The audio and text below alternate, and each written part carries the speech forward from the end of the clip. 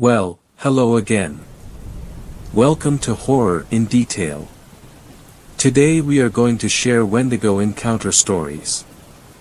First story. This story was shared by Onyx_Ox. I think my mom was cursed by a Wendigo. Every family member of mine, including myself, has had an encounter with the paranormal or supernatural at one point in their lives. From the little people that kept my great-aunt company as she lay dying in a hospital bed to myself making successful contact with something through a Ouija board. But this I don't have an explanation for. Even as someone who believes in these things, I always try to ration the mundane over the magical. However, after delving into learning more about a certain mythological cryptid, I can only come to one conclusion surrounding my mother's passing in the spring of this year. I used to live in the mountains in Northern California with my mom, who was a single mother, and the place we stayed at was a house that was owned by my aunt. It was a historical house with well over 200 years of history on the property, and being rebuilt and altered through the decades. This house was situated in the thick of the wooded mountain, and forest stretched for miles beyond. In the front ward was a wall about 3 feet high, and on top was a hill that inclined upwards back some 10 yards of grass that terminated at a fence. Beyond that was just woods and a small hiking trail. When we moved into this house, I was just starting first grade, and what I'm about to tell of has been happening regularly until we moved out when I was in middle school. My mom was also deeply spiritual and also believed in the supernatural, though I don't think they knew what she had possibly encountered. When I was sent off to school, my mom stayed back at the house to do paperwork for an ongoing custody battle. When she was alone or when I was out of sight was when it started happening. She would hear my voice shouting for her from the front yard, yet she knew that I was not home at that time, nor would I have been. The first few times it happened she wrote it off as her hearing things, since she is hard of hearing in one ear. The longer we lived there, the more seemingly uncomfortable things we would feel or experience. I had never liked that house. I always felt like I was being watched in one way or another. Especially outside, coming from just beyond the property fence. A few times she was with some family friends out on the back porch that overlooked some sparse patches of forest and the valley. She would invite them over when I is at school still, so that she can focus of relaxing.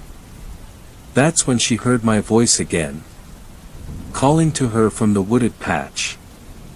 This time her friends also heard it. Confused, they asked my mom, shouldn't I have been at school at that time, and why was I playing outside in the woods? I wasn't, she told them that. At the same time, around the times that my mom supposedly heard my voice, a foul smell would linger around the property. When I would come home, or find my mom if I was off inside the house, my mom would keep asking me if I was really at school today and I didn't just skip school. I always answered honestly that I was at school. The most vivid memory that my mom had of an encounter with an unwelcomed friend on/around our property was one night in 2014, when I was in 4th grade, a magnitude 6 earthquake hit an adjacent county. Our property was very close to that county, and she was literally shaken awake. Note, the bedroom we were sleeping in had the bed right next to a glass sliding door that faced to the backyard. She tried to wake me up, but I was a heavy sleeper. Then, she smelled that foul scent again. 2 yellow eyes in our backyard caught her eyes. As she stared at this intruder in our backyard, the aftershock hit. Thankfully we were far enough away from the epicenter that the only damage done to the property was a crack in the tiles of the backyard deck, and also along the floor surrounding a pool we had. Another incident was that we used to keep chickens for eggs for a few months. We had the family handyman build an automatic closing coop so that the door would close just before sunset. To keep the chickens safe from mountain lions and other things that would eat chickens. Along with a metal fenced, not the chicken wire kind but the heavy-duty ones that are used in construction sites, coop on all sides including the top to keep out the mountain lions since a few were recently spotted north the nearby regional park. This was something that came from my own memory. At first it was just one chicken that ended up drowned at the bottom of our pool. After that we put a padlock on the gate to the coop. Then one late morning I was out hunting for frogs in the pool filter when I saw my aunt, mom, and family handyman, the same one that built the coop, look at the coop shocked and worried.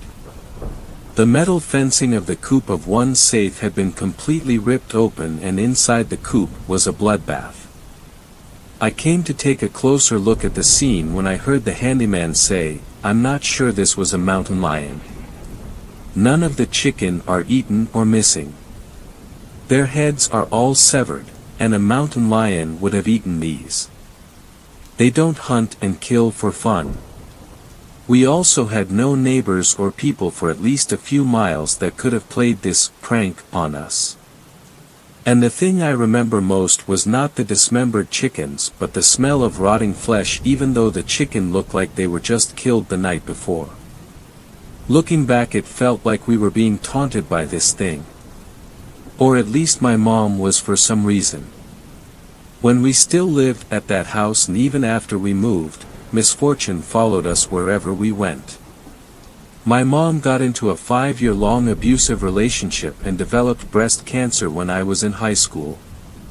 She was a very healthy woman with no family history of breast cancer and it would go away and come back just when she thought she was finally done with the chemo and treatment and all that. I had at some point in my teens gotten into cryptids and specifically Native American folklore. If what I assume about her experiences are correct, I have heard that even if you evade death by the Wendigo, it will find another way to kill you. Doctors she would visit would express confusion as she was low risk in getting breast cancer let alone having it keep coming back since they caught it early the first time. Though we had long left that house, it felt like the memories, the fear, it was always following her. In her last months alive when I was with her, she said she kept having dreams of that old house.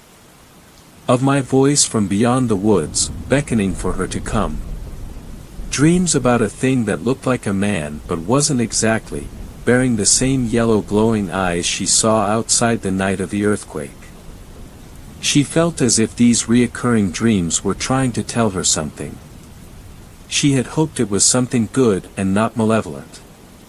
In fact it did have my voice after all. Last year in the fires, the house burnt down. And this year in the spring, my mom passed away. Looking back it feels like the pieces fit together for this. Everything from her diagnosis to how her cancer had behaved felt so off. It could be that she was cursed by this thing. Or maybe there was no supernatural explanation. But it still lingers in the back of my mind. Second story. This story was shared by you/WeirdBryceGuy. My younger sister is going through a very disturbing phase. My sister has gone through several phases. There was the emo/scene phase of her early teens, an emotionally tumultuous time during which our house was filled with court music, and she was rarely seen without a wrist full of bands. Her hair, when it was not dyed jet black, was staked with red, or occasionally blue, and sometimes even green. My parents tolerated it. I endured it, being 2 years older than her, though in my mind, immeasurably older, and tried to combat the harsh, often shrieked vocals of her music with the surprisingly preferable noise of video game simulated gunfire. Her moods changed more often than she changed clothes, but, fortunately, the phase was short-lived. Post-high school, she entered her veganism phase, being virtually indoctrinated into it by friends she'd made during her freshman year in college. You'd think this would be better, with her thousands of miles away, only visiting for the major holidays. But no, it was much worse than the phase that preceded it, exactly because of the distance. She'd made considerable effort to inform us, through calls, texts, emails, and mailed pamphlets, of the cruelty with which farmed animals are handled, and while my parents and I agreed that the conditions for these creatures were often harsh, we politely though firmly told her we'd still continue with our carnivorous lifestyles. She of course equated us to several genocidists throughout her human history, and caused several scenes at Thanksgiving and Christmas, both holidays of course having various meats served. Eventually, she mellowed out, an ideological dampening my parents attributed to the inevitable diminishing of the phase, but which I suspected was the result of a guy who most likely ate meat, and either argued with or simply ignored her impassioned vegan policing. Her attempts to proselytize were reduced to recommending documentaries every few weeks. For weeks after the noted change in her campaigning, she abandoned the attempts to quiz us on the documentaries we half-heartedly watched at her request. By the end of her freshman year, she'd pretty much reverted back to her default state, amicable, non-confrontational, normal. I figured there'd be another phase, things always happen in threes, right, and waited for some dramatic pronouncement in which she declared to have finally seen some previously obfuscated truth. But she remained normal throughout her break, during which she stayed at home in her old room. I had yet to move out. I'd had the same job for the last several years and they'd given me a managerial position when I'd graduated high school. She finally showed us pictures of her new friend, and I of course flaunted the confirmation of my suspicions to my parents behind my sister's back. When she went back for the spring semester, things seemed like they'd continue on being normal. I began to doubt my aforementioned belief in the occurrence of threes. Hope sprang up in my heart for a sister who'd finally develop her own sincerely held passions and express them like a sane-minded human being. When February rolled around, and my sister called home on a Monday night, unusual, given her schedule, my hope was completely, terribly effaced. I was sitting in the living room watching a show when my mother's phone rang. She came into the living room from the kitchen where she'd been cooking, and picked up her phone from the coffee table. She answered, greeted my sister with the appropriate surprise, given the time of day, and then said, "All right, all right, all right," in quick succession. She turned to me, a look of confusion on her face, and passed me the phone. "She wants to talk to you." "Needs to." I took the phone and put it to my ear, and before I could even greet her my sister shouted my name. I winced away, then asked her to lower her voice. She apologized, and I heard her breathing come out in stuttered rasps as she waited for me to respond. I nearly asked why she hadn't just called me on my phone, but then remembered that I had left it upstairs to charge. "Did you get my texts? Did you get them out of the house? I can't talk for long, he's inside paying for gas right now. He'll be back any second." Despite my request from only seconds ago, she hadn't lowered the volume of her voice, had just spoken in a tone that was less of a shout, and more of a panicked hiss. The words came out in almost a single stream, barely intelligible.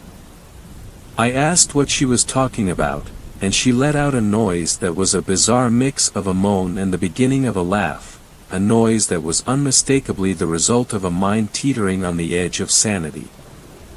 "The texts. I sent you so many texts."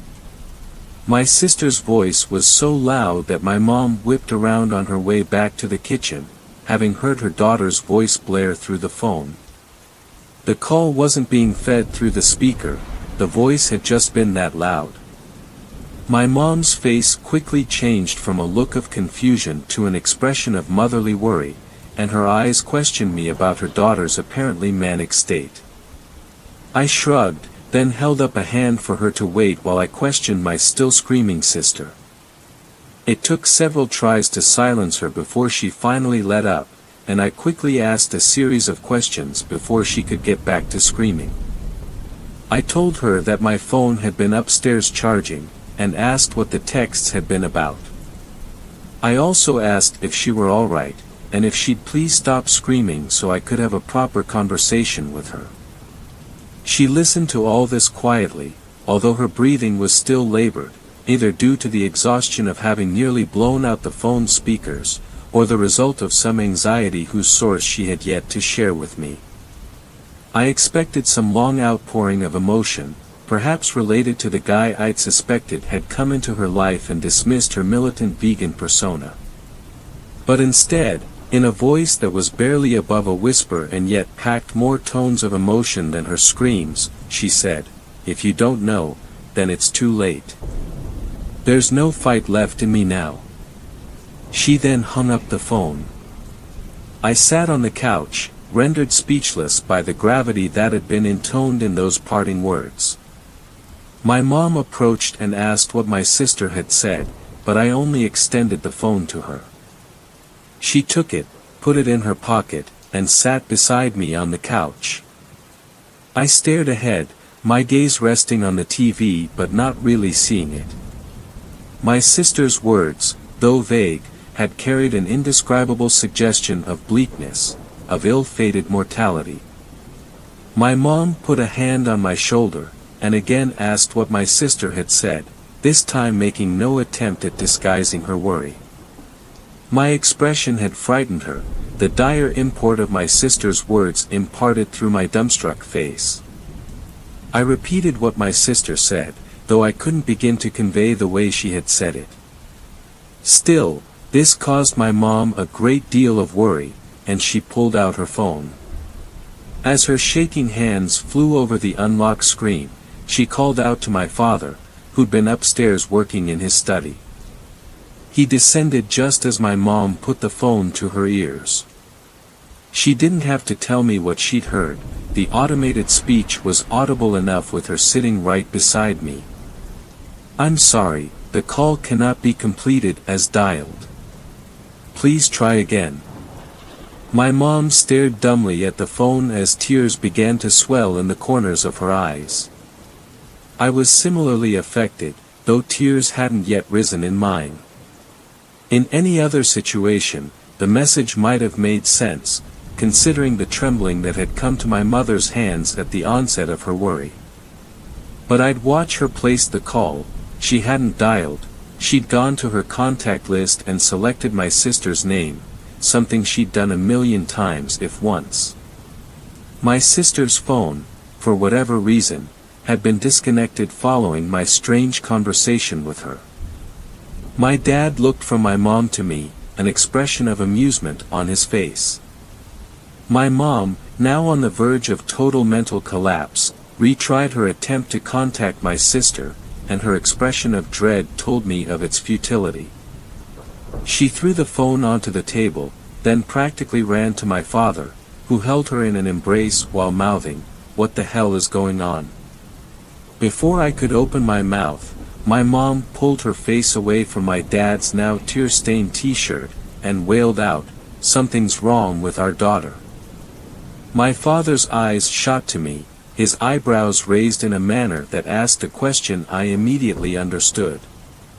He wondered if my sister was undergoing yet another phase, one that might somehow be worse than the vegan one. I shrugged, and he returned his attention to my mom. As he stroked her hair, unsure of how to calm her, he turned to me and said, offhandedly, "Oh, your phone was going off quite a bit earlier. Were they expecting you at work today?" My phone. My sister had said that she tried contacting me several times.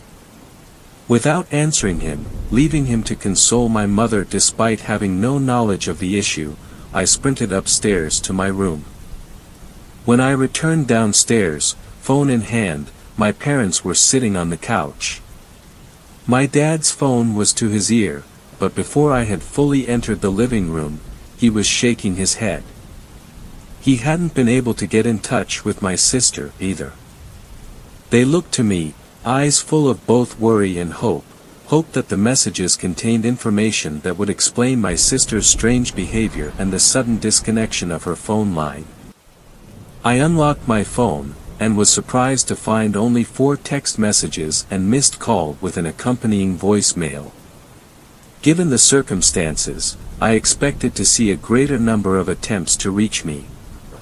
I opened the text messages, with the first having been sent shortly after I'd put my phone on my wireless charging pad in my room. The next one followed a few minutes after the first, the third about an hour after that, and the final text only 2 minutes after the third. I read through them all 3 times, then put my phone on the coffee table before the couch so my mom and dad could read them. My mom's trembling hand reached out, but froze mid-grab. She was petrified by the frightful uncertainty of what they might contain. My dad, a bit more accustomed to familial issues than her, he'd lost a brother growing up, grabbed the phone and read through the texts. Ordinarily well composed, his face soon shifted into an expression of distress that elicited a startled cry in my mother, who finally seized the phone and read the messages herself. A few moments later she dropped the phone and began wailing insensibly, a fit of unprecedented hysterics that neither my dad's embrace nor his soothing words could calm. These are the texts. Nothing has been changed. 4:38 p.m. You were right, but you probably already know that. Mark was the reason. It started with jokes. He'd say things like, "Plants are alive, too. You're just trading one cruelty for another." He'd call me, "Terror of the Trees," or, "Broccoli Butcher." Things worsened after that, though.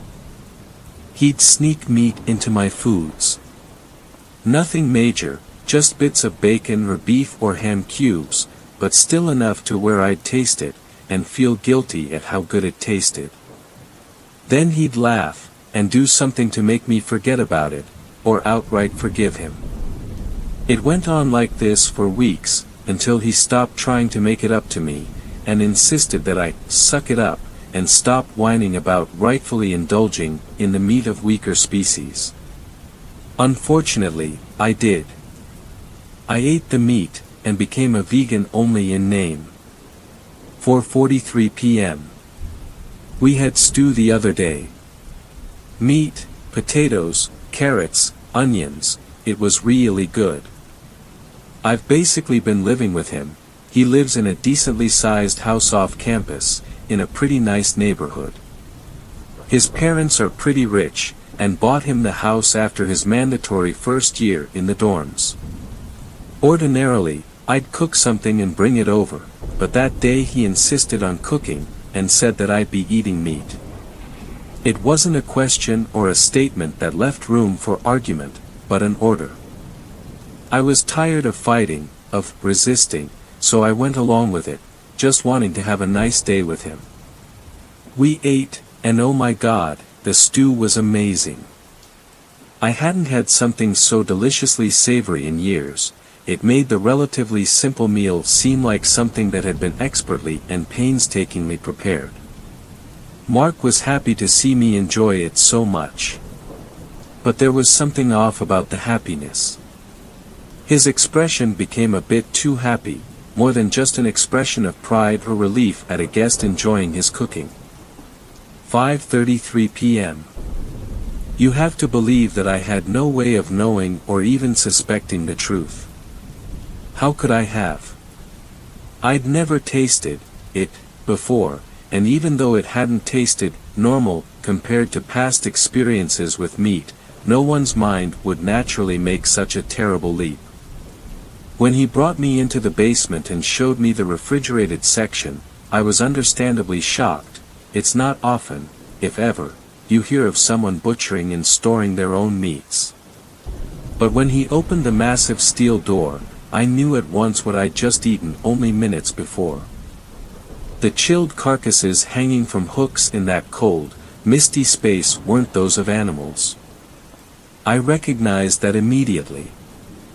I was shocked, disgusted at myself and the sight before me, and scared of Mark, because at that moment I believed that I was going to join those butchered forms. There were even a few empty hooks suspended from the ceiling, swinging eerily from some cooling draft. 5:35 p.m. I'm still afraid, but now the source of my fear is different. I'm not afraid of Mark anymore. I'm actually thankful, albeit shamefully, that he's given me this opportunity. I've been so stupid, especially during that phase of veganism. There's nothing wrong with eating meat, nutritionally or ethically. Mark has shown me that, has allowed me to experience the truth firsthand. And there's a kind meat that's so much better than all the others, a meat that once tasted becomes all you can think about. It's enamoring, almost spiritually captivating. I love it. But I'm also afraid of what it means for my life, and what I'll have to do, now. Mark's supply isn't infinite, and it isn't easy to procure this special kind of meat. Now that I've had it, now that I've seen his collection, I'm embroiled in the whole thing. I'll have to help him get more meat. I want to help him. I stood frozen in front of the coffee table while my mom sobbed into my dad's arms. He looked at me, and for the first time in my life I saw a look of utter despair on my father's face. It was terrible, unsettling, and I would have been reduced to an emotional state similar to my mother's if I hadn't suddenly remembered that my sister had also left a voicemail. Without bothering to first listen to it myself, I played the voicemail through my phone speakers. It was much shorter than the contents of the text messages, but carried that same grave tone that my sister had spoken with in her phone call earlier. Here is a transcription of the voice message. You have to leave the house, now. Get them out. We're coming. Mark insists that in order to show my devotion to him, to the meat, the first meal we prepare together must be from a family recipe. Please, Hayden, you have to leave the house. I know I can't stop him, and I don't know if I'll be able to stop myself. I'm so hungry, hungrier than I've ever been. By the end of the message, my mom had stopped crying, shocked to utter silence, terrified beyond all sense. It took 3 shouts of my name by my father to snap me out of my own horrified state, and when I regained awareness of my surroundings, my dad was ushering my mom into the kitchen, towards the door that led into the garage. With a mind numbed by terror, I followed along automatically. We bundled into my dad's SUV, and sped out of our driveway and onto the darkly lit street. Despite seeing no one for several miles, it felt like something tirelessly hounded us, some presence, or deep desire psychically projected by a pursuer who hadn't yet picked up our trail. We've checked into an unremarkable motel about 200 miles outside of our town. My mom is completely benumbed, barely conscious of anything beyond the most basic stimuli. My dad's face is set in a perpetual expression of anxiety, and every time I close my eyes, I see Mark's face, shown to me in pictures sent by my sister months ago, but warped hideously, devilishly, into a grin of cannibalistic malice, with bloodied strips of human flesh sticking out between sharpened ivory teeth. And in these awful, mind-assaulting images, I see my sister beside him, her face similarly transformed, her grin equally murderous. A few minutes ago, my dad called our neighbors and asked if they'd seen anything unusual going on around our house. I saw the color drain from his face as he listened to what they said, and then ended the call. I met his gaze, my question sent through the look alone, too terrified to speak. He cleared his throat, and without looking at my mother, who sat on the edge of their bed, looking absent-mindedly out the window, said, Alan and Lee said they saw your sister and a man pull into the driveway, enter the garage, and then leave a few minutes later. But aside from that, nothing else. My dad put the phone on the bedside table, turned off the lamp, and gently laid my insensate mother on the bed beside him. A few moments later, when my trembling had subsided and my fear had died down to a manageable degree, I went to the motel door, ensured that it was locked, and climbed into my own bed. It was all just familiar, habitual behavior. Despite the hour, I knew that I wasn't going to get a second of sleep. I don't know what neighborhood Mark lives in, what kind of car he drives, or if Mark is even his real name. Calling the police seems pointless. I think my dad arrived at the same decision sometime earlier in the day, otherwise, I think he would have called them by now. My sister, by the guidance of some awful, possibly even inhuman cannibal, has developed a deep desire for human flesh, and is even willing, monstrously, to devour her own family. As I laid my head on my pillow, I silently prayed that I'd never see her again. Third story. This story was shared by Transportation Sad 104. The story of my fourth great-grandfather in the American Revolutionary War. My fourth great-grandfather served in the American Revolutionary War from 1777 to his discharge in 1778. He was a militia, meaning he has to defend local towns from British forces. Me and my grandfather were scavenging our stuff that we hadn't used for a while. We went to our ancestor's house in Massachusetts, my fourth great-grandfather, to drink beer and talk about friends and family. It was a nice house. There was a fireplace and a casement window.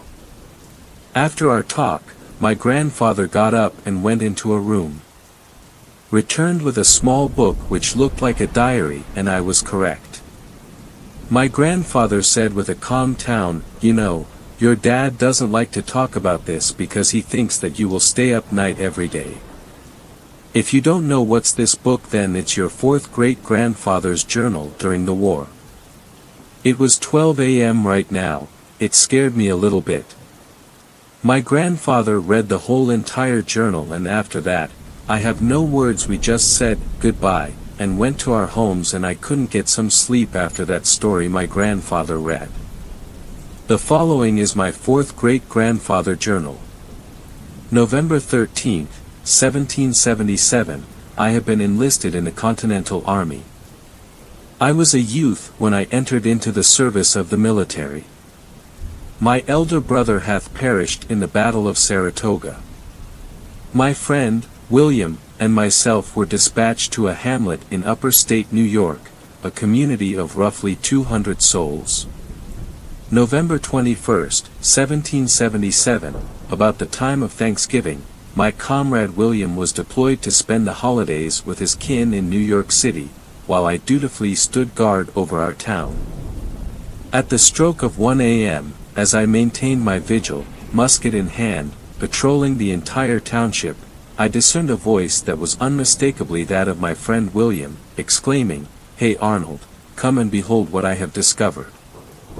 This, however, puzzled me greatly, for William had ventured to New York City with his family. An eerie intuition suggested that something was amiss, as if his voice had been twisted or distorted in some unnatural manner. Summoning my resolve, I called out, "William, where are you?" Yet, there was no reply. Then, from behind me, a response emerged, and it sent shivers down my spine. "I am right here," came the retort, and as I turned to face it, I beheld a grotesque and inhuman figure. Standing at a towering 9 feet in height, its emaciated visage appeared as if it had suffered from relentless hunger, and its form lacked the attributes of humanity, including any semblance of genitals. Swiftly, I discharged my musket, aiming squarely at its abdomen, eliciting from it a shrill cry akin to that of a fox. In an astonishing display of speed, it vanished into the night, leaving me confounded and bewildered. I would not encounter it again until the passage of a full month. As I proceeded to a nearby shop in proximity to the creature I had encountered, a scene of dreadful horror unfolded before my very eyes. There lay a deceased man, likely in the latter stages of his 50s, amidst a pool of sanguineous fluid. The sight was indeed a gruesome and ghastly spectacle to behold. Without delay, I swiftly mounted my trusty steed and embarked upon a journey to New York City, with the intent to apprise my friend William of the dire events that had befallen.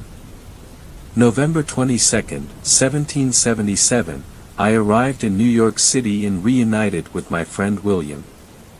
He inquired as to the purpose of my journey alongside him, and I proceeded to recount the entirety of the unsettling events.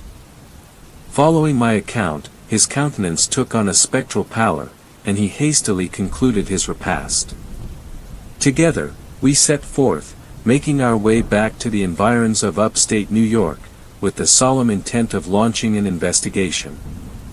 November 24, 1777, William and I returned to the small town as the clock struck 4 in the afternoon.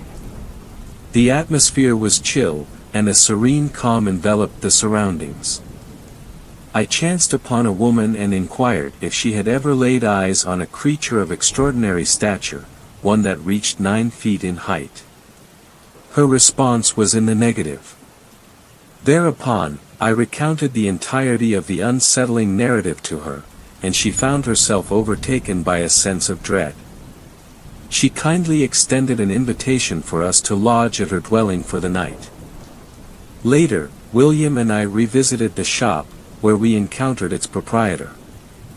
I queried if he had encountered the enigmatic entity, and to my disquiet, he responded with laughter. My emotions oscillated between agitation and exasperation. Notably, the bloodstains that had once marred the floor were conspicuously absent, as if no vestige of a body had ever occupied that space. In the evening hours, I took up residence in the woman's abode. While William slumbered soundly, I gazed out into the wooded expanse through the windowpane. My ruminations remained captive to the troubling events that had transpired. Sleep eluded me, the incident persistently occupying my thoughts. It was during this nocturnal vigil that I engaged in conversation with the woman, whose countenance possessed a captivating charm, her chestnut tresses framing a visage that bespoke youthfulness in her early 20s. We exchanged introductions, and our affections bloomed. December 20, 1777, William and I journeyed to Valley Forge with the purpose of receiving military instruction under the tutelage of Baron von Steuben, a Prussian military officer of notable repute. Under his guidance, we embarked upon rigorous training regimens encompassing the proper use of the bayonet, the precision of marching in formation, and the swift execution of orders. The toil was relentless, and I found myself beset by fatigue, akin to the weariness that befalls those toiling in the fields, such as slaves laboring under the unrelenting sun, gathering rice or tending to tobacco. To rejuvenate our spirits, we sought repose in distinct quarters, each of us retreating to our respective lodgings. Thereafter, we would reassemble for further sessions of training. December 27, 1777, sometime around 5 a.m., I awoke to the urgent voice of William, summoning me to venture outside, for he professed that my beloved had arrived at Valley Forge. Yielding to his plea, I consented, and as I cautiously unfastened the door, the world outside lay silent, the rest of our comrades in deep slumber. Surveying the surroundings, my gaze fell upon William, who stood alone in the dimness. However, conspicuously absent was my girlfriend, and a disconcerting revelation coursed through me. This was the very creature I had encountered just 1 month prior. Gripping my bayonet tightly, I inched the door shut, wary of what lurked beyond. A span of 10 anxious minutes elapsed, devoid of any sound but for a distorted and unnerving bark. I steadfastly resisted the impulse to reopen the door, all the while gripped by an escalating sense of dread and fear. January 8, 1778, William confided in me about a disquieting incident that occurred during the night, some 12 days hence. As he lay in slumber, the creature materialized outside his window, although on this occasion, it refrained from assuming the guise of a beast. In an attempt to dispel the dread that had settled upon him, William feigned slumber, striving to convince himself that the encounter had been naught but a disturbing dream. The disconcerting nature of the occurrence left both of us in a state of profound trepidation. We find ourselves confronted with a vexing dilemma: should we elevate this matter to the high command for their counsel and intervention? January 20th, 1778, William and I conveyed the disconcerting news to General John, who expressed a commitment to conduct a thorough investigation in the town we had staunchly defended in upstate New York. Laden with provisions of sustenance and potable water, we made our way to the settlement, only to find it draped in an eerie stillness. As night descended, William, General John, and myself embarked on a collective patrol of the desolate town. We had intended to rendezvous with the store owner, who had previously scorned my account, but he had inexplicably vanished without a trace. Encountering the woman with whom I had shared my time, her visage now etched with deep anxiety, she inquired about my whereabouts during my absence. I apprised her of my sojourn in Valley Forge. She confided that the store owner's inexplicable disappearance had left her with grave reservations, and she harbored doubts as to whether the same malevolent entity that had claimed the life of the elderly man 2 months prior was responsible. Remarkably, she bore the news of her pregnancy. Recognizing the need to offer solace and security in such uncertain times, I extended an invitation for her to accompany us to Valley Forge, where she might find respite and refuge. Without hesitation, we ushered her to the sanctuary of Valley Forge, a haven where she could seek rest and reassurance. January 23, 1778, upon our return, the conspicuous absence of General John confounded us.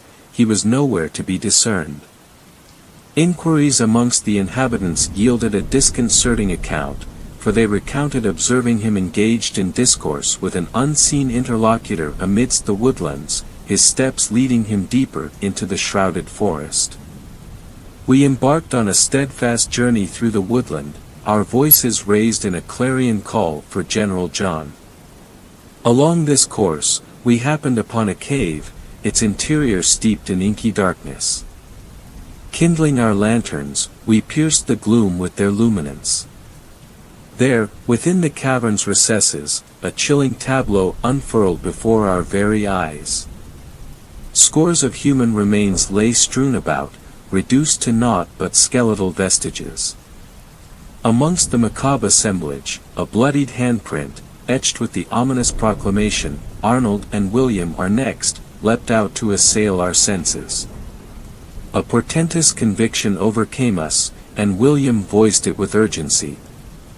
"We must evacuate this dread-filled abyss," he declared.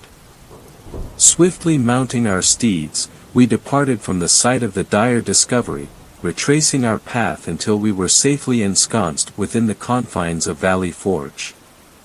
January 25, 1778, upon our return, we conveyed the harrowing chronicle to George Washington, the laughter upon his countenance serving as an unwelcome reception. He chided us, deeming our belief in the realm of the supernatural or apparitions to be a folly of the highest order. A wave of indignation surged within us, for our assertion rang true, yet his credulity was beyond our grasp. It was then that we learned of his intent to enact our discharge, the designated date set for March 15, 1778. As the sands of time dwindled within the hourglass of our service, we found ourselves endowed with an abundance of leisure. 2 a.m. January 26, 1778, we chanced upon an entity that bore the semblance of a deer, yet as its gaze fell upon us, the creature affixed its eyes upon ours, an unsettling communion that endured for an indeterminate span. In an abrupt and astonishing metamorphosis, the creature swelled in stature, launching an onslaught upon our steeds. By some providential grace, our horses withstood the assault, emerging from the fray with their lives and limbs intact. Yet, the enigmatic entity persevered, doggedly tailing our every step. We find ourselves in close proximity to the border of New York, to say the least. January 29, 1778, we tarried in Williamsport, Pennsylvania, seeking reprieve for a solitary night's rest. To the townsfolk, we divulged the fullness of our tale. Amongst them, a man by the name of Joseph, seasoned by service in the French and Indian War, emerged as a source of wisdom on matters of lore and legend. Joseph beckoned me into his cabin, nestled amidst the sylvan outskirts of Williamsport. Here, in the quietude of his abode, he arranged a parley betwixt myself and the Native Americans, whom he identified as Ojibwe Indians. Remarkably, Joseph possessed the gift of translating my words into their tongue, and their responses into English. It was amid these exchanges that they imparted to me the name of the malevolent entity we had encountered, a Wendigo, by their reckoning. The Indians conveyed that the slaying of a Wendigo availed two methods: a well-aimed shot to the heart, or the infliction of death through fire. William and I, burdened by the capriciousness of our marksmanship, elected the latter course of action, consigning the creature to the cleansing embrace of flames. February 15, 1778 to February 16, 1778, I returned to Valley Forge and imparted to my beloved the course of action I had charted. Her countenance radiated with enthusiasm, bidding me farewell with a heartfelt good luck.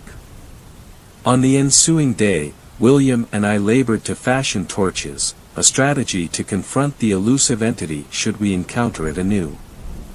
As fate would have it, our paths once more converged with Joseph. He pledged to dispatch a cadre of Native Americans to accompany our mission, their purpose to aid in the relentless pursuit of the Wendigos. And this, dear friend, brings me to the most cherished segment of our narrative. March 1, 1778. Sometime around the 7th hour of morn, I was stirred from slumber by a familiar symphony of barks, hearkening back to those eerie echoes of 4 months prior. With stealthy resolve, I roused the Native Americans, Joseph, and William from their repose. Swiftly, we readied ourselves, seizing hold of our trusty torches, resolute in our intent. In relentless pursuit, we embarked upon the chase, hot on the trail of the elusive Wendigo. As the creature materialized before our eyes, we hurled our flaming implements in unison, igniting a chorus of anguished cries that reverberated through the air, threatening to rupture the very confines of my eardrums. Then, in a surreal tableau, I bore witness to the gradual dissolution of the Wendigo's corporeal form, vanquished by the searing blaze.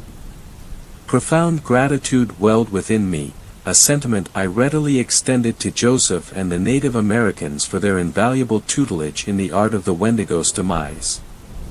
March 10, 1778. Subsequent to the departure of the Native Americans, accompanied by Joseph, William and I made our way to the township in upstate New York. Venturing into the wooded expanse, the very locale where General John's presence had last been witnessed, I espied a recently excavated depression in the earth. Drawing nearer, our grim discovery unveiled itself. The lifeless form of General John lay supine within the pit. The spectacle that met our gaze was one of unimaginable horror, a testament to the inhuman brutality inflicted upon him by the Wendigo prior to our triumph over the loathsome creature.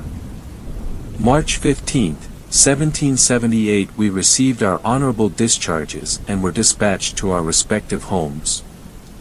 I journeyed back to the heart of Massachusetts, where I sought to unburden my soul by recounting the harrowing chronicles of my service to my family. Meanwhile, it grieves me to relate that William's sojourn in the urban labyrinth of New York City had taken a grievous toll upon his sanity. He was committed to a wretched institution for the infirm of mind, a place where tales of mistreatment at the hands of the attending physicians weighed heavily upon my conscience. The plight of my dear friend weighed heavily upon my heart, and I harbored a profound sense of sorrow on his behalf. In the year 1786, I undertook a poignant visitation, an opportunity to commune with William for the final occasion. It was a melancholic farewell, for in the year 1788, he departed this realm, his tormented spirit released from the bonds of earthly suffering. For those who may peruse these words, I commit them to paper on this day, the 4th of October, in the year 1822. A span of 44 years has elapsed since the nightmarish ordeal befell me.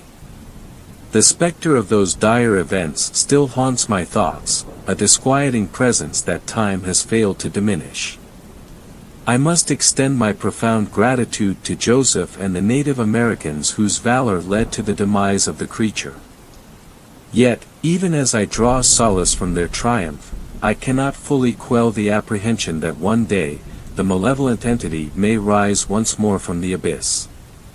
Alas, I am compelled to acknowledge that my days are numbered, for infirmity has taken hold, and my journey upon this mortal coil nears its conclusion. The prospect of bearing witness to any potential resurrection of the fiend is beyond my grasp, as I stand on the precipice of my own impending demise. Furthermore, in August of the year 1778, my son entered this world, a joyous arrival that transpired shortly after the calamitous incident we had weathered. Regrettably, the fates conspired to keep us apart for countless decades, a prolonged separation that weighed heavily upon my heart. As time unfurled its tapestry, I received tidings that my son had embarked upon his own journey, entering into the sacred bonds of matrimony and siring offspring. His valor was tested in the crucible of the War of 1812, a conflict that further etched the indelible mark of service upon our family legacy. Yet, in the year 1814, the specter of sorrow descended upon me once more, as my cherished wife departed this earthly realm. Her absence leaves an irreplaceable void, and in the present moment, as I inscribe these lines, my eyes are awash with tears, for the ache of her absence lingers evermore. Add there you go, this has been in my memory for 30 years. My grandfather is at the ripe old age of 102. I still think about how brave my fourth great-grandfather and his comrade killing the Wendigo. Fourth story. This story was shared by you/Valor_Angel. Stay out of Mammoth Cave National Park. Let me start this by saying this is based off an encounter with this specific cryptid I heard growing up. This did happen in Mammoth Cave National Park. If you believe in cryptids, that is, I'll leave that for you all, you decide. Names and dates have been changed to protect the identity of the individual along with the ending. They are happy and healthy to this very day. I hope you all enjoy. Stay out of Mammoth Cave National Park. By Trevor Murray. I have always loved the woods. Ever since I was a small child I have found more comfort in them than anywhere else. It wasn't until my adult life that this changed.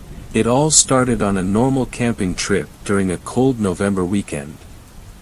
Most people would have canceled the trip due to it recently raining, and with a high of 37 all weekend long. However, I enjoyed the extra challenge. The trip was to Mammoth Cave National Park in south-central Kentucky. For those of you who aren't in the know, Mammoth Cave is the largest cave system in the world, with a beautiful national park full of amazing trails and places to go canoeing and all your other favorite outdoor activities. That is of course on a surface level. Many locals know not to go on the north side of the park at night alone or even in a small group. Quite a few people have gone missing over the years, and very seldom is it on the south side of the park. The park is split down the middle by the Green River, which stretches across the park from east to west, connecting Nolan Lake and Green River Lake, both of which being popular spots during the summer for camping. Everyone's uncle had seen Bigfoot in these woods. Heck, I'm sure that they also shared a sandwich a time or two. I've never believed in the paranormal. I think it can all be explained away by logic and reasoning. Saw a ghost? Yeah, right, that's just your brain imagining it. Did that light turn off on its own? Sure, might want to call the electrician to fix the crappy job the first electrician did while the house was being built. In saying that, I will admit that I do enjoy a good story, especially creepy ones found across the internet, especially those of the local urban legend across Kentucky of the Goat Man or the Barilla. For those who don't know what the Barilla is, it is a local legend in south-central Kentucky about an animal frequently seen at Native American burial grounds and local cemeteries at the edge of small towns. It's described as having short black/gray fur with a massive waist and even larger arms. It didn't get the name Barilla for nothing. Its head is being described as that of a large wolf with long pointy ears, amber eyes, and a short stubby snout. Some have described it more along the lines of what a stereotypical werewolf would look like. And for the Goat Man, well, we have all heard that tale before. I don't think it needs any introduction. Anyways, back to the camping trip. I was going alone this time. I thought about bringing my son along as he had just recently turned 13 and I felt more comfortable taking him on longer, harsher trips with minimal gear. He always seemed to enjoy camping, but this was out of his league. It was too cold and the trail was too harsh and unforgiving for anyone without proper experience. The trip itself was over the course of 2 days. The first was hiking up to the site, which was set up on the highest point in the park. The next was of course a slow hike back, which in all honesty would be even more dangerous due to the rapid drop in elevation combined with the cold slick mud and clay that would be found on the trail. I always made sure to pack lightly on hiking trips like this to really push myself when it came to my survival skills. On this trip I carried with me a small knife, 2 50-foot strands of 550 paracord, my tent and sleeping bag, and some iodine tablets to purify the water of any harmful bacteria found in the water, a small flashlight really only strong enough to illuminate 10 to 15 feet in front of me, and then of course a fire starter and duct tape. Overall I packed more than I normally would for such a trip. However, with the recent birth of my second child a few months ago, I started to take less risks and packed more each time. For food I brought with me a pack of beef jerky and some granola bars. That's really all I needed to feed my slim frame of 150 pounds at 5 feet 11 inches. Time came for me to leave for my trip. Getting in the truck I felt a cold feeling wash over me. Like a sixth sense telling me not to go on this trip, but I ignored it. I had already taken off work for the 2 days I would be gone, and I'm not about to waste the few precious vacation days I got each year. The drive itself should only take 3 hours depending on the ferry still used by the park. The ferry was the quickest and easiest way to get across to the north side of the park without adding an extra 2 to 3 hours onto the drive. It was a common complaint to those who came on vacation from out of state. However, us locals usually took the chance to catch up on a new book or to double-check our gear in case we had forgotten to pack something while waiting for the ferry to reach the south side boarding dock. I was currently reading A Game of Thrones for the 3rd time. P.S. Danny is like 14, you perverts. It took the ferry only 45 minutes to get back on the south side, but when the crew stepped off they went to each of our vehicles to tell us due to the increase in wind and with the currents being strong today there would be no more rides across the water today. Anyone wanting to get across would have to go around and take a bridge across, the closest one being an hour-and-a-half drive away from the docks. This at the time had upset me. However, I understood why they couldn't risk the journey across to the other dock, and so I went on my way. It was a fairly long and boring drive.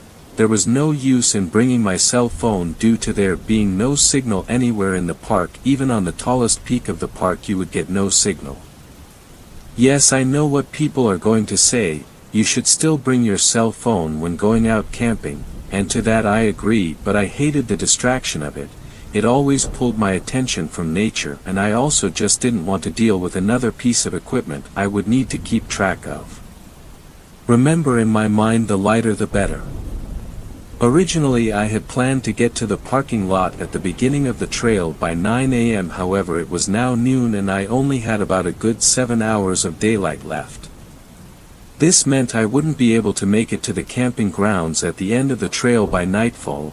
This isn't the first time this had happened to me, however I always hated it when it did. Hiking up the steep incline even in perfect conditions at night was dangerous and heavily advised against by park rangers, so I would have to make do and set up camp at the first area I could find after sunset started and wake up early tomorrow to catch up on the 3 hours I've lost due to the ferry. The first 3 hours of the hike went perfect. I saw a timber rattlesnake. If you ever visit the eastern United States, watch out for those. Not only are they big and strong for a snake, they are also very, and I mean very, venomous. Once I had hit the 5-hour mark on my hike, I had run out of water for the second time and needed to refill my bottle, since this was the last chance you get until you make your way back down. I was going to go for another 30 minutes or so before I made camp. There is a nice clearing up ahead that if I can get to, then I will be in good shape to make up for the lost time tomorrow. While refilling my water, I noticed a paw print in the mud 7 feet off to my left on the bank. It was undoubtedly a canine print left from where what I presumed was a coyote coming to stop for some water sometime in the last 24 hours. That was until I got closer to the print and realized just how massive it was. Now I'm a smoker. I smoke around a pack a day, and well, this print was 2 packs long and slightly bigger than 1 pack wide. Let me translate that for all the non-smoking readers. Whatever made this print was massive. There's no way a coyote made this print, but there aren't any wolves in Kentucky. There's also no dog breeds I know of that have prints that big. Whatever made this was massive, and well, I had no intentions on staying here by the river and wait for its return. I hurried back onto the trail, this time with more pep in my step, so I could hurry and set up camp to offer some protection if whatever that thing that made the print was still around. I made it to the clearing and set up camp just as the sunset was starting to fade into dusk. First I quickly set my tent up and threw my sleeping bag inside, followed by starting a fire. If there was a predator out there in those woods, the fire would keep them at a distance for a while at least, so I thought. I next used my 2 strands of 550 paracord and tied them around the campsite at knee level to act as a tripwire for anyone or anything coming on to the campsite, to give myself a few more precious seconds of time to react. I finally sat down and tore into the pack of jerky I had packed. This gave me some comfort and relaxation, as now I had food in my stomach and a fire to keep me warm. Then I heard it snap. My blood went cold as my mind went a million miles an hour as to what could have made that noise. Was it a person? Could it just be some sort of animal like a deer just passing through? What if it was that creature that made the pint back down at the river? Whatever it was large and heavy, as I heard twigs snapping louder and louder as it drew closer. Who's out there? Announce yourself. No answer came. I have a gun and I will shoot if you don't announce yourself. It was a lie, however it was a bluff that had gotten a response countless times over the years, however still no answer came. Whatever was making these noises was heavy. It had to have been several 100 pounds for it to make twigs snap that loud, like they were bones being broken with each and every step. That's also when I noticed just how much distance the creature had covered in only a few seconds. Whatever it was, it couldn't be human. Its pace was too slow for the amount of ground covered, and the steps were too loud and powerful for it to be a person. Some time had passed before I heard anything else. The steps had stopped just outside of the light my fire produced. Whatever this thing was, it was smart and understood to stay out of the light where it could see me and I couldn't see it. And there we stayed for what felt like an eternity, unmoving, trying desperately to stretch the little bit of spare wood I gathered to keep the fire going as long as possible. It was waiting for the fire to die out, but I wouldn't let it. I couldn't let this thing get its chance to attack me in the dark. I knew if it really wanted me, all it would have to do is come right into camp and have me for dinner, but it never came. Some time had passed and the fire had come to its small, desperate final breaths of life when I decided to head into my tent, thinking the creature had moved on to choose another target. That's when I saw it, those awful amber eyes, cold without emotion. They struck utter fear into me. This creature was massive. It had to have been at least 8 to 9 feet tall. I couldn't see the body, it was too dark for that, but those eyes. Those cold, terrible eyes will haunt me for the rest of my days. I still see them to this day, every night laying awake and in my sleep. I quickly turned my flashlight on and saw the large, lanky frame of this beast. Its dark black fur covered up what was undoubtedly an impressive and horrifying amount of muscle for its build. That's when I realized the putrid stench that had come with it. In my fear I had not noticed the foul smell of death and rot that followed this creature. It only took the smallest moment to react and drop down to all fours and let out the lowest, most awful growl I ever heard. It could be felt in my soul. The anger and hatred this thing possessed could only be described as pure evil incarnate. I quickly hurried into my tent and hid for the gruesome end that was about to come my way, praying not to any specific deity but anyone or anything out there who could hear me. I do not want to die. I do not want to die. Please God, save me. I do not want to die. I heard the creature approach right up on the tent, sniffing and growling at me. I swear I don't think my heart had beat a single time. What felt like hours had passed without a sound. Then it was gone. Its howls could be heard off into the distance, reminding me that I was lucky to not end up as its supper tonight. I did not sleep for even a second that night. How could I? I had just experienced the face of pure evil, malice itself given form into our world. I knew I should not be alive, and that the only reason I did not die that night was by its choice, and that alone. When dawn broke, I exited my tent and found evidence of the creature all over the campsite. Pieces of fur, paw prints and claw marks on nearby trees, just to name a few.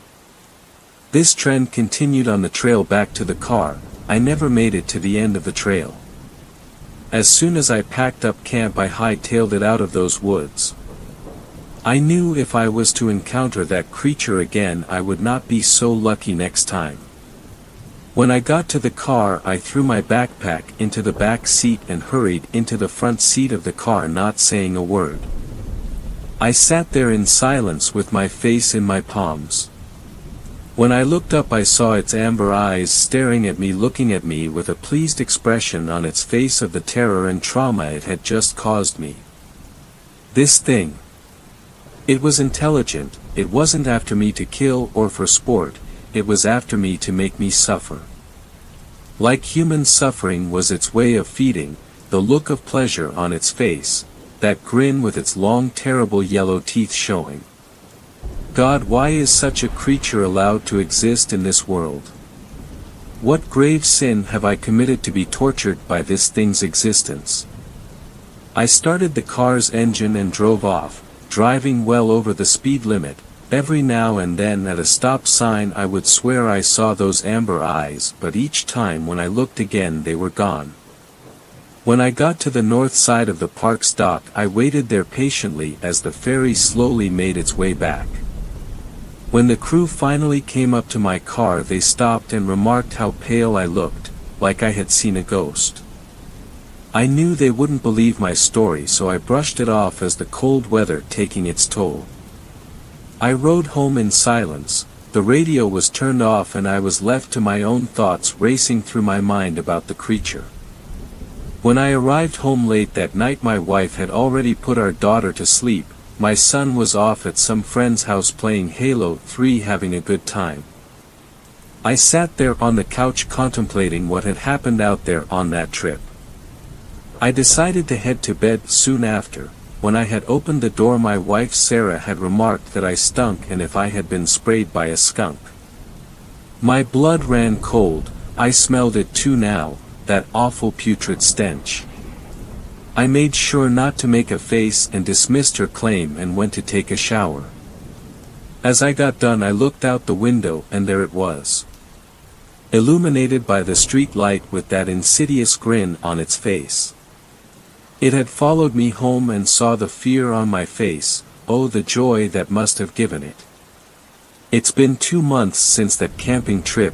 Every night it returns. Sometimes brushing up against the side of the house, other times staring through the window and others howling in the distance. It made sure I understood it wasn't going anywhere. I had done some digging online and found out the creature was the Barilla. It had other names as well, like Dogman and the Beast of Bray Road. It's been 3 more months since I found out what this creature was. I've been in contact with God knows how many experts to try and rid this thing from my existence. Each attempt became more and more desperate, and with each attempt the Dogman's pleasure grew. It knew I was desperate to rid myself of it. I cannot keep living my life this way. When you find that I will be gone by the time you find this, just know I love you and I'm sorry. I will not give this creature the pleasure it seeks so adamantly. I am sorry. I love you all, and when you read this, please sell the house and move as far away from Mammoth Cave as you can. When it learns I have killed myself, it will come for one of you next. 5th story. This story was shared by Dr. Blackjack 21. My girlfriend took me camping. I just want to start by saying that dating is hard. Once you get past all the bots, ads, and scammers and meet a real person, the guessing game begins. Why is this person actually available right now? Are they really just down on their luck, or is it something else that you're happier not knowing? Then, once you figure out their deep dark secrets, the question becomes, are they willing to put up with your deep dark secrets? This process can take weeks to sort out, usually resulting in a dead end somewhere, forcing you to start over.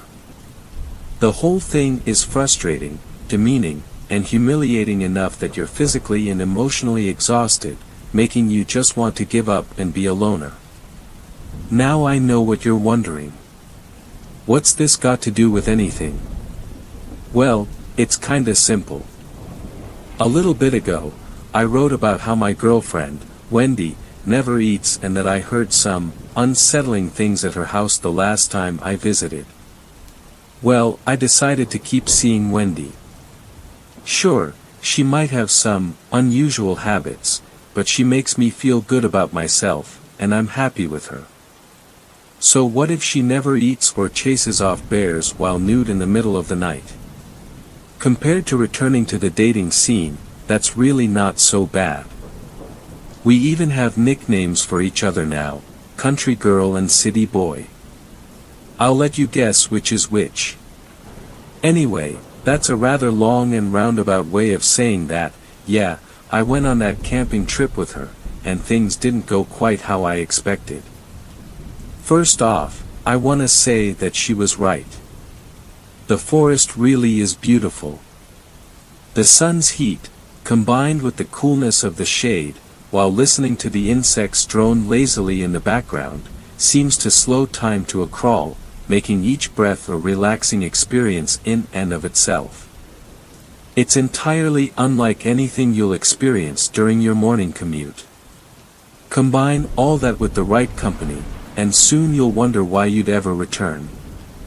And let me tell you, Wendy is 100% the right company.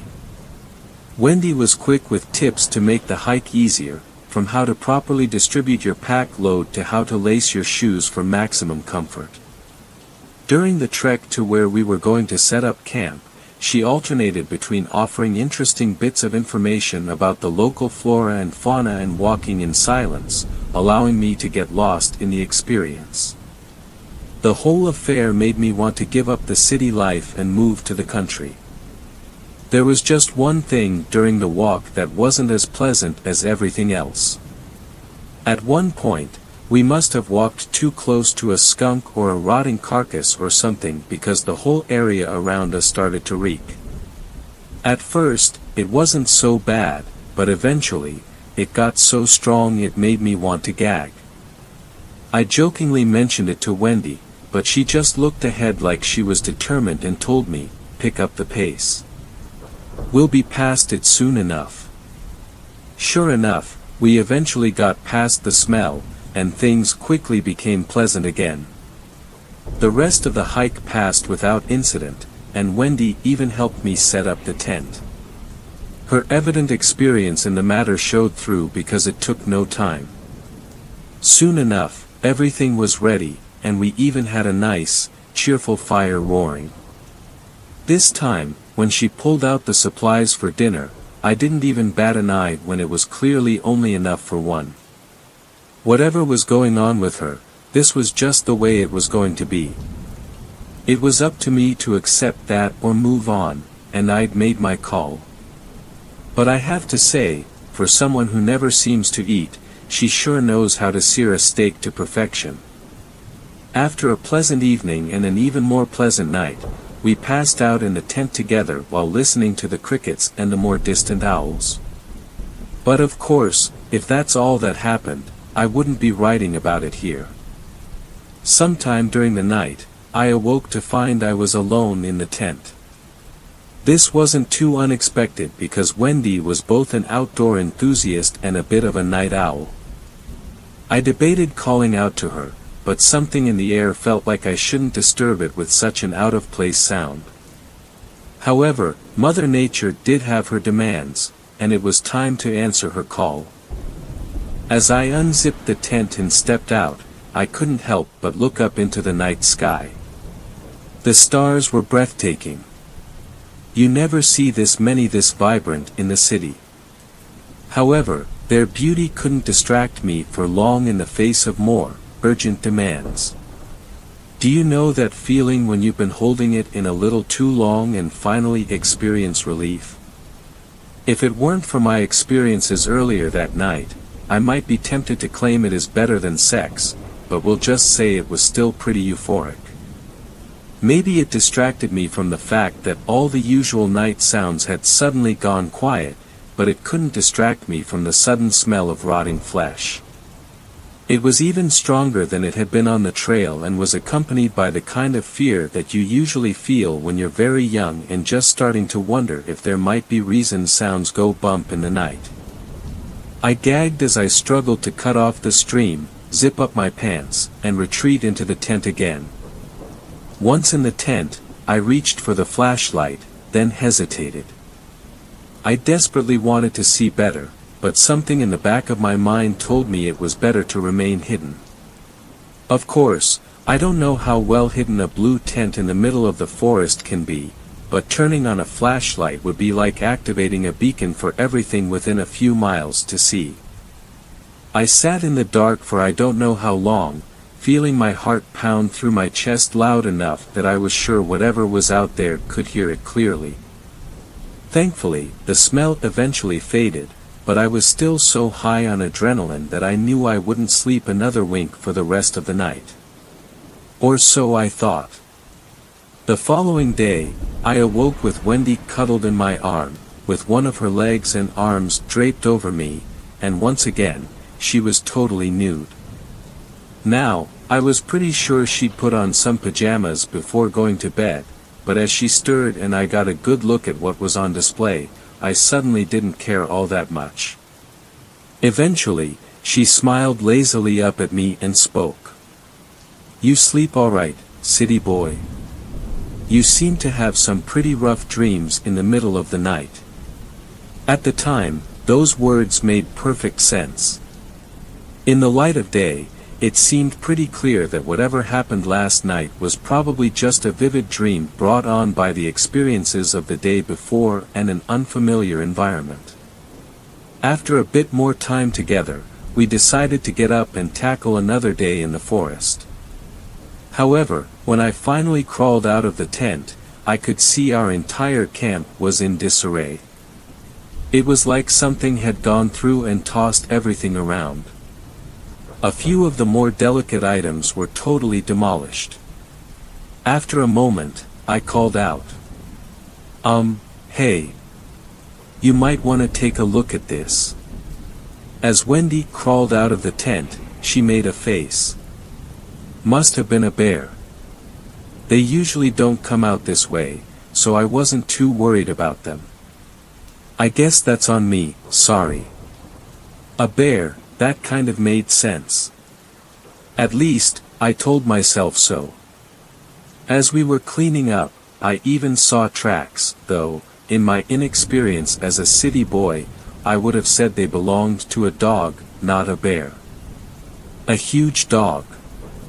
Maybe a wolf. What was even odder was when I found what looked like hoof prints. Looking at the prints, I realized that deer must be much bigger than they look on TV since they were more than twice as long as my hand. There isn't much more to say about the day. We fixed the place up, had breakfast, went on a hike, made dinner, and called it a night, with a few other minor activities sprinkled throughout. I was back to enjoying the trip, so much so that I had mostly forgotten about the night before. But that night is when things took a bit of an unexpected turn. Once again, I awoke in the middle of the night. Thankfully, I wasn't alone this time, as Wendy was still asleep, half on top of me again. However, that stench was back and stronger than ever. It was amazing how bright it seemed in the tent. It must have been a full moon, or at least nearly full, because I could clearly see the shadow of a large deer pass between us and the night sky. But there was something wrong with this deer. It was clearly too tall, as if it was standing on hind legs, and when it opened its mouth, I could even make out a mouthful of very sharp teeth. I couldn't help it.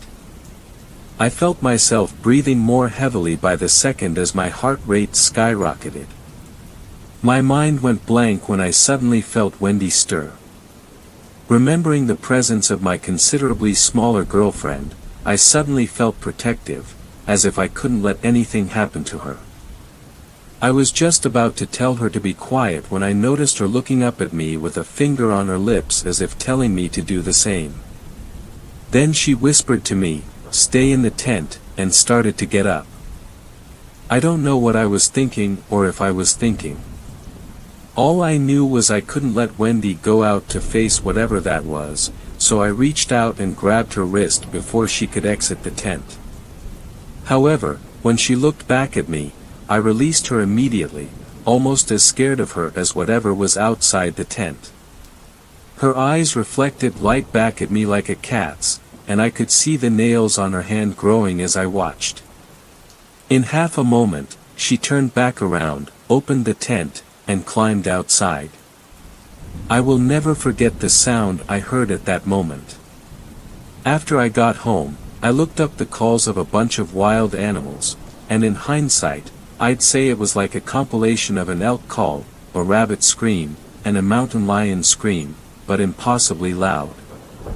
Wendy shouted in answer, her tiny human voice sounding so frail in comparison. At least it did until it started to change, morphing and twisting into the howl of an impossibly large wolf. I couldn't help it.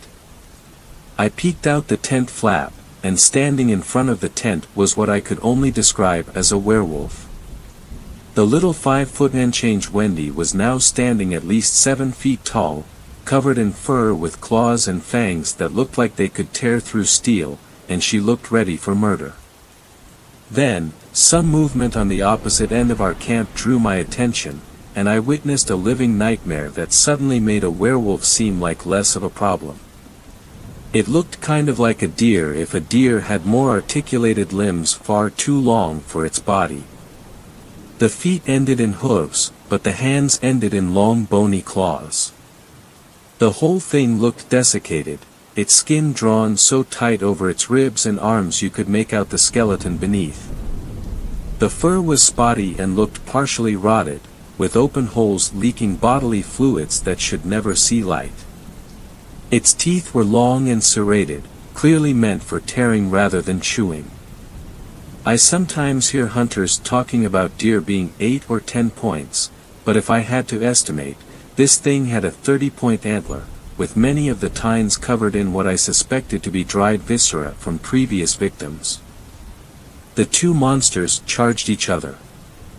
The nightmare, which I now know was a Wendigo, lowered its head, intending to impale its opponent, but at the last second, Wendy threw herself nearly flat on the ground, only to rocket up into the Wendigo, latching onto its long neck with her powerful jaws while her hind feet kicked gouges into its vulnerable stomach.